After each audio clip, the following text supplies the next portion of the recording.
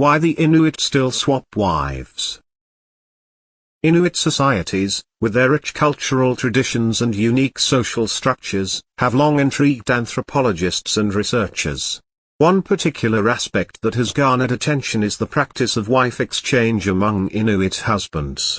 Outsiders may be unfamiliar with this practice, yet it is deeply rooted in the cultural and historical framework of Inuit communities. The Inuits rely on cooperation between families. Girls typically marry as soon as they reach maturity. Widows and divorcees typically remarry quickly.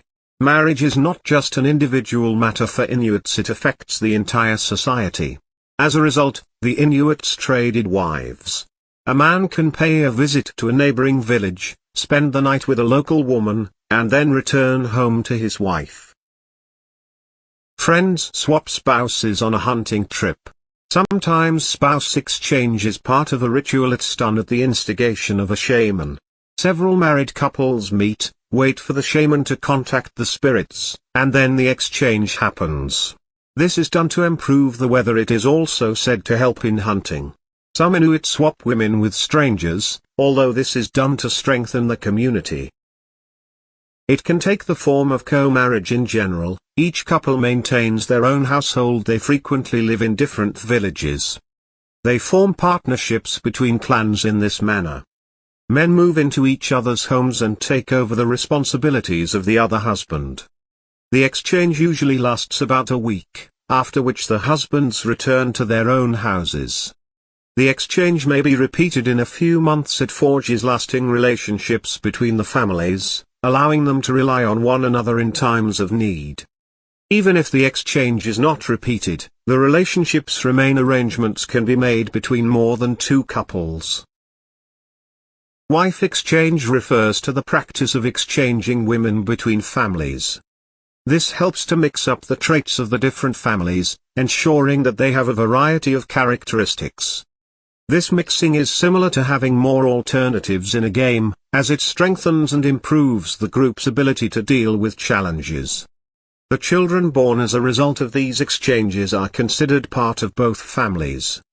It's like having two families that can rely on for support. When families exchange spouses, they also share their knowledge of employment, abilities, and how to live a happy life. They work together in hunting, gathering food, and staying safe. But there are some ground rules. Cheating on your spouse is still a major issue. A husband is the only one who can choose someone for his wife. When a man goes on a trip, he takes his wife with him. If he abandons her, other men may approach her, and some may even wish to marry her. In the past, some husbands would leave their wives with a friend, who would then return the favor. This was one way to get a wife, but it's not common today.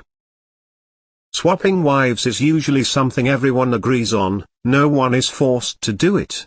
The women normally want to be a part of it, but they can decline if they do not want to join in.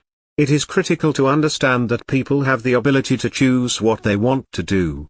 In some cases, couples decide to separate, especially if they do not have children. If a woman is unhappy, she can leave the house or ask her spouse to leave. But things have changed for the Inuit people over time. Many Inuit communities now see marriage differently. They've started to focus more on individuals making their own choices. The way they swap wives has also changed. Not every community still does it, but it serves as a reminder of their cultural history. Subscribe for more content like this. And don't forget to hit the bell button so you can be updated right away for new uploads.